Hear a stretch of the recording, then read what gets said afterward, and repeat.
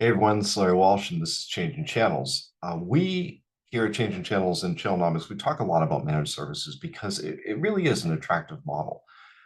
Vendors, partners, and customers continue to gravitate towards it. Why? Because it aggregates technologies, it allows technology delivery at scale, and it can be very affordable. For the customer, it's fractionalized payments for access to technology and resources that they can't build on their own. And for vendors and partners, it's a steady, predictable, recurring revenue stream. Managed services is nothing new. We've been talking about this for years. 20 years ago, it really started with VARs gravitating towards managed services to replace their break-fix model, and that created the rise of the managed services vendors. Now, over the years, the big managed services vendors, those that supply the tools and the technologies that facilitate the service delivery, they've aggregated through a series of acquisitions in some self-developed products, but mostly through acquisitions. And they continue to do so and evolve their models because they're looking to capture more share of wallet of their partners and to grow their businesses. It's natural. But this led to the presumption that the managed services category from the vendor level is pretty locked up, that it would be hard to break in. And so you don't see a lot of new managed services platforms entering into the market. But about 10 years ago, one company did. Um, Born out of the ashes of two previous acquisitions. First, it was Packet Trapped, and it was acquired by Quest Software. Quest Software was acquired by Dell, and then Dell decided to divest of a few companies. And then all of a sudden, one of the principals of Packet Trap decided, you know what, we're going to give it a go again. Took Packet Trap back and created NinjaOne. And NinjaOne started off as a managed services startup, and it was trying to challenge the incumbents, and it has evolved into a leading alternative. Now, while the bigger companies are out there, they continue to capture a lot of the attention, but increasingly in conversation is NinjaOne because of its maniacal focus on quality and just good service to its partners and ultimately to the downstream customers. So we decided to invite their founder and CEO, Sal Sferlazza, to come join us and talk about what makes NinjaOne different, where it's going, and what it sees in the managed services segment now and in the future. This is Changing Channels. I'm Larry Walsh. Let's get into it.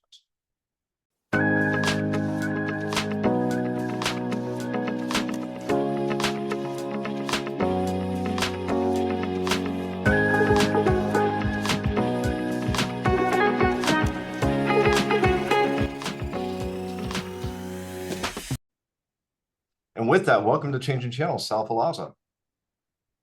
Good morning. Nice to see you again, Larry. Good to see you as well. You have lots going on at NinjaOne. It's in fact, NinjaOne is a company that, as I said in the intro, it sort of rose out of the ashes of two previous companies. But it's coming up frequently in conversation. Before we get into that, why don't we just start? I'd love to get your perspective of the way you see or how you're describing the managed services category within the channel and within the market. I think I've actually been in the MSP channel since 2004, mostly on the technology side. They didn't let me out of the coding cave much, but I've talked to hundreds of MSPs over the years, and I would say particularly since COVID, things have changed quite a bit. Things that both I'll sort of talk about the product and the business perspective. On the product side, I think device sprawl and the ever increasing complexity of operating systems are changing. Patches are getting more complicated, and the vendors are changing them on the fly. You have IoT device, POS systems, and a variety of other things. So, I think it's from a product perspective, in some ways, things are getting easier and incredibly more challenging, particularly with ransomware and all the security concerns to boot as well, where things like 15 years ago, MSPs didn't really have to think about it all. So I think that's sort of one. On the business side, along with that complexity is, the perceived commoditization, roll-up plays, PE, and I think that's something that MSPs are going to have to work hard to combat and sort of deal with in the coming years. But I think there's a lot of opportunity there as well. Yeah. So you actually lifted Ninja out of it was nested inside of Quest Software. that had acquired it from, the packet track. You rebuilt the entire code base over the years. What's changed with Ninja to capitalize on these changes in the market? I mean, when you started pulling Ninja back into the market, what was it that you saw as the opportunity, and has that changed? Well, two things. Packet Trap, ultimately, at the end of the day, was originally meant to be a network management system product. And during the economic collapse, really, I would say on the meteoric rise of the MSP market, where SLAs trumped break fix models, Ninja actually added multi-tenancy and sort of became like the on-prem version of Aavik back in the day. So a lot of people actually ran Packet Trap side by side with, say, a ConnectWise Automate or something like that.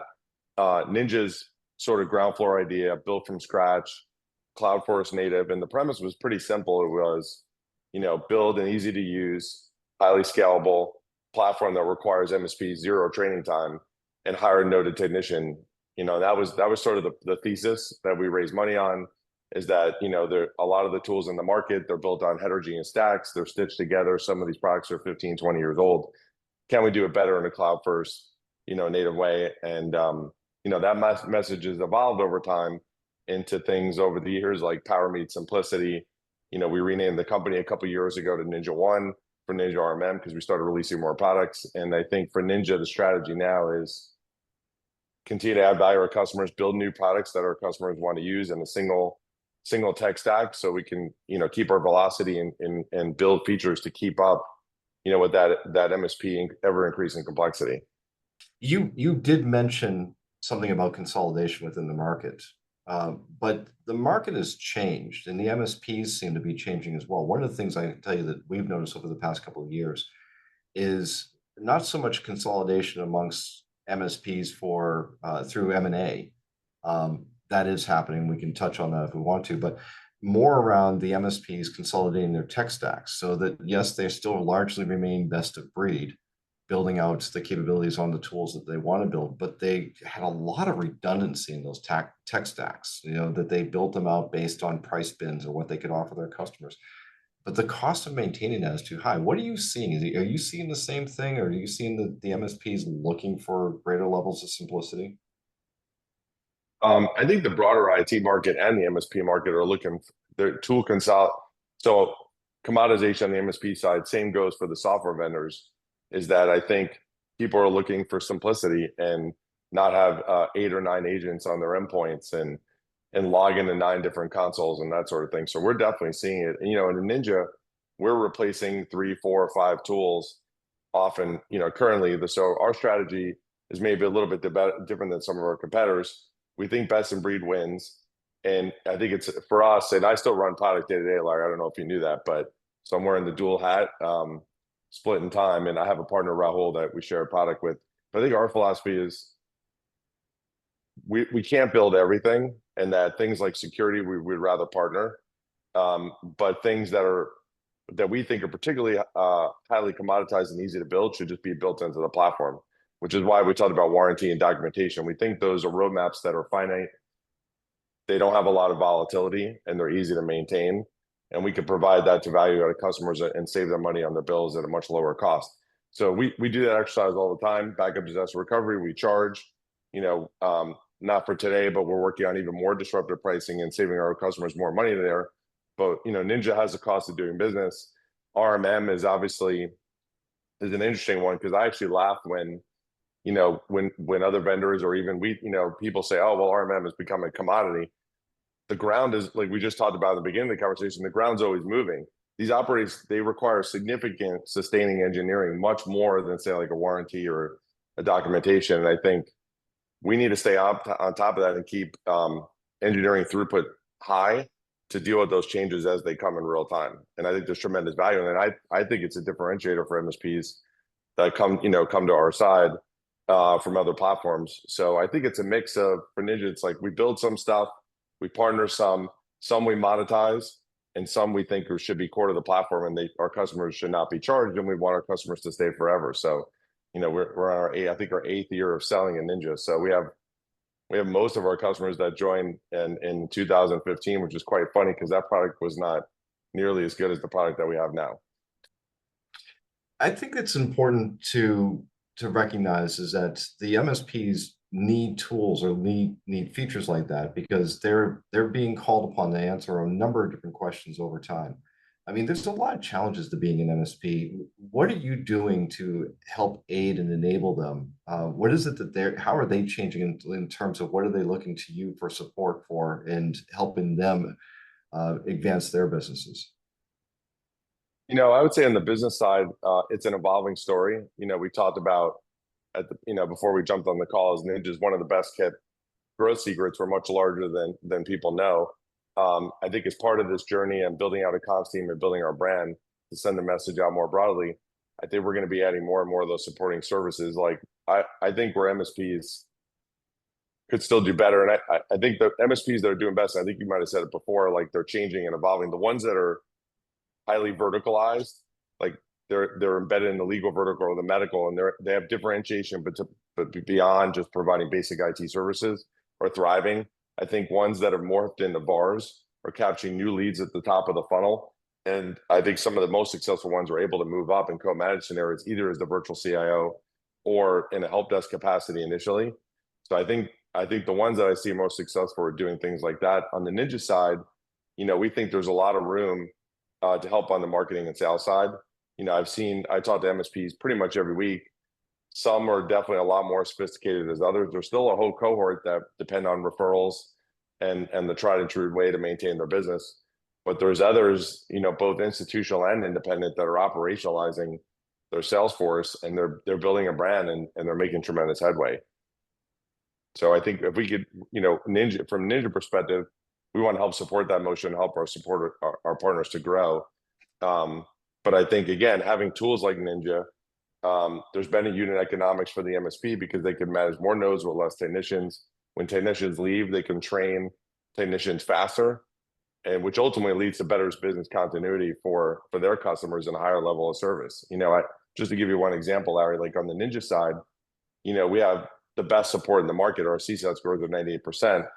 And we have a wonderful support organization that believes in transformational experiences. But to take something away from them is because we're a signal technology stack, it's much easier to be a support person in Ninja than any other vendor, either in our market or other markets, that has to support 7 or 8 tools. Same goes for the MSP when they're supporting their clients. If they could do it all in a single console that works better and that's faster, they're going to be more successful, and that ultimately helps them grow their business faster. But I think sales and marketing is one I would say still that they can. I think there's a lot of room for improvement from based on the MSPs that I talk to. I don't know, but you talk to MSPs all the time, much more than I do. Like it's a truism in the business is that the partners are I would say by and large the partners, whether they're a reseller, an integrator, or MSP, they're good with the technology. The business, that's where that's secondary to them, or it's not. It doesn't come naturally to them as much as it is coming to work with the product. And I Yep. think and I think that that's one of the another important consideration when we talk about managed services. Managed services is yes, it's a technology delivery model. So it's systems that allow companies to deliver services at scale or technology at scale, but it's also a business model that requires constant care and feeding. And I think that that's Yep. one of I think the vendors get that, but they misread it. And I think the MSPs get it, but they don't value it enough. I totally agree with your point, and I always talk about this at Ninja as we've grown a lot bigger. We have Ninja employees that were here 4 years ago, and then we get new folks that come in that have been in similar hyper growth stories as Ninja or big companies, and they say this is how you're supposed to do when you're this size. And then the old Ninja folks say this is the way we did this at Ninja, and the answer is that's not the same Ninja company anymore. Those ideals don't scale. These other ideas from our big company folks that have seen this journey, that's a different use case. Let's do what makes sense. But I think I push my team, and we often do disruption in each sales, marketing, product, and engineering. We're ripping those departments apart and putting them together. And maybe it's just the fact that I'm a startup entrepreneur by nature, but I think MSPs need to have that mindset, which I think is kind of where you're alluding to, is like they got to move faster. They got to calibrate the market. The ground is moving constantly, not just on the tech stack side, but on the business side.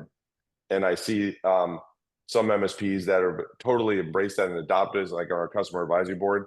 I meet folks that were 300 endpoint folks, they're 5,000 nodes now. some that are 5 going to 15, and others that are pretty much static, but they provide a tremendous service, and their gross retention is great, but they're not growing, right? Because they're doing the same recipe. I know we've done a lot of work modeling this for vendors, particularly so companies like NinjaOne, you directly service and support the MSPs. You're the enabling layer of the managed services model. And then you get these other vendors that are out there that look at this and say, okay, how do we attach to this? And they look at these MSPs as almost automatic revenue generators. And they think, oh, they Yep. understand what the recurring revenue model is. They understand how to sell this stuff. Okay, let's just dump into it. And the truth is I think this is where I think that there's conflict in the market, is that the vendors just look at it as a cash register. And they also know that they have to grab market share in order to make this work for them. And the MSPs, if they're not focused in on customer success, they focus, they're either farmers maintaining, or I don't know, there's not enough hunters out there, in my opinion. Um, but then you get to this cliff on the renewal side, and if you're not paying attention to the renewals, and you get that renewal rate drops down to a certain level, everything destabilizes. That's why I think there's more attention that needs to be done on the business side of the equation.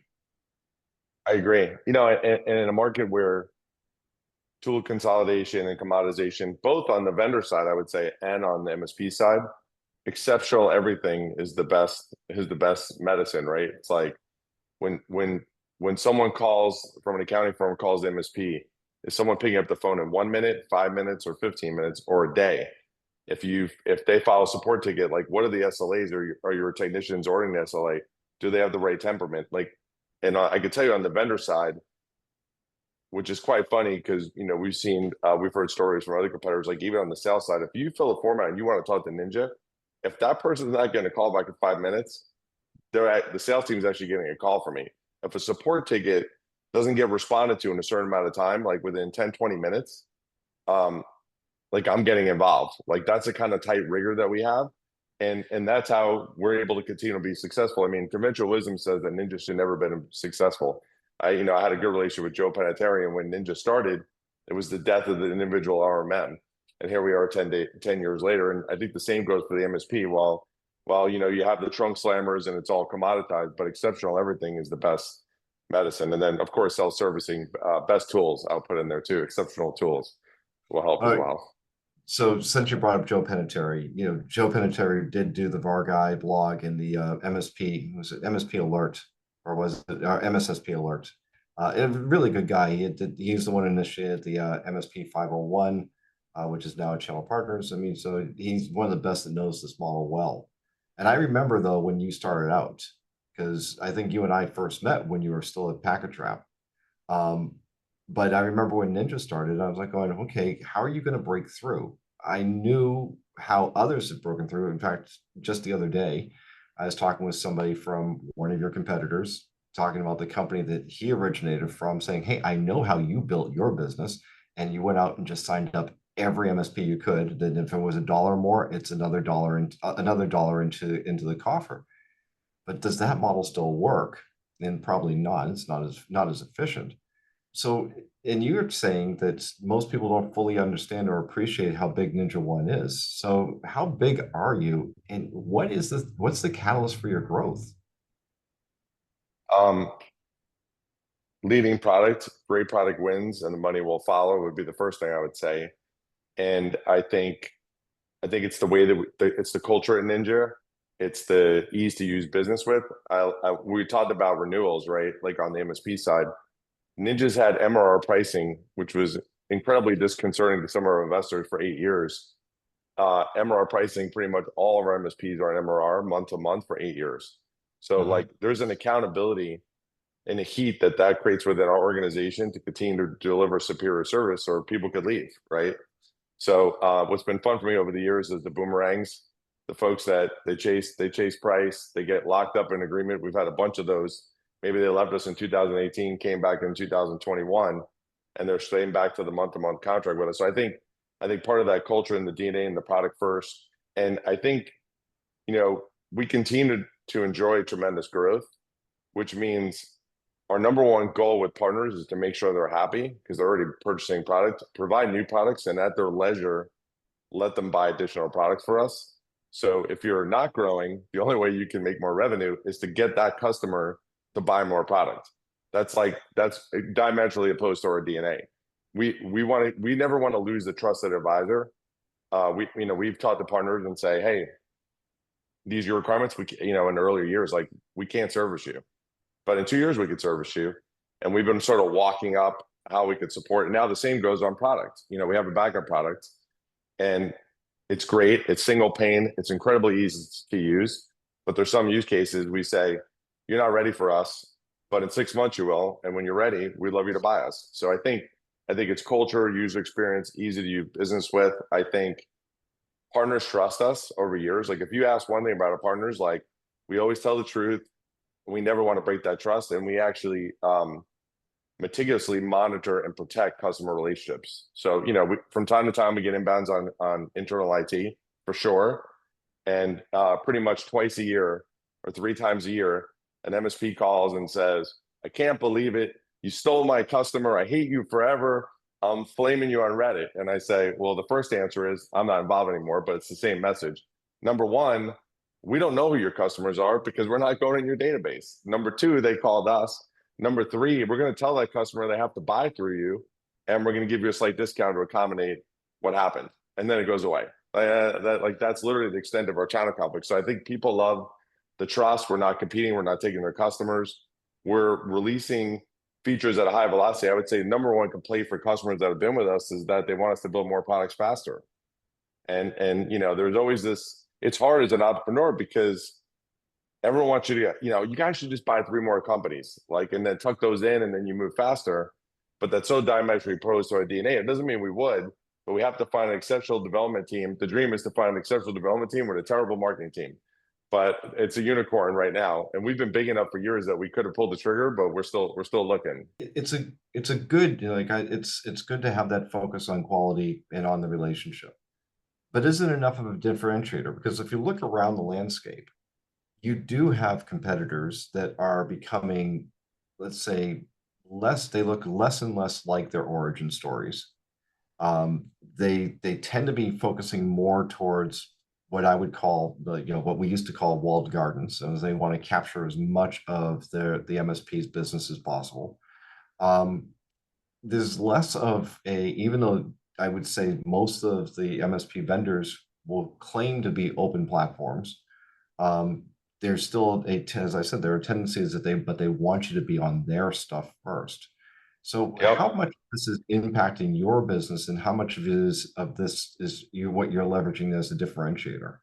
We've pretty much had, I'm smiling when I say this, but we really haven't had much impact at all, to be honest with you.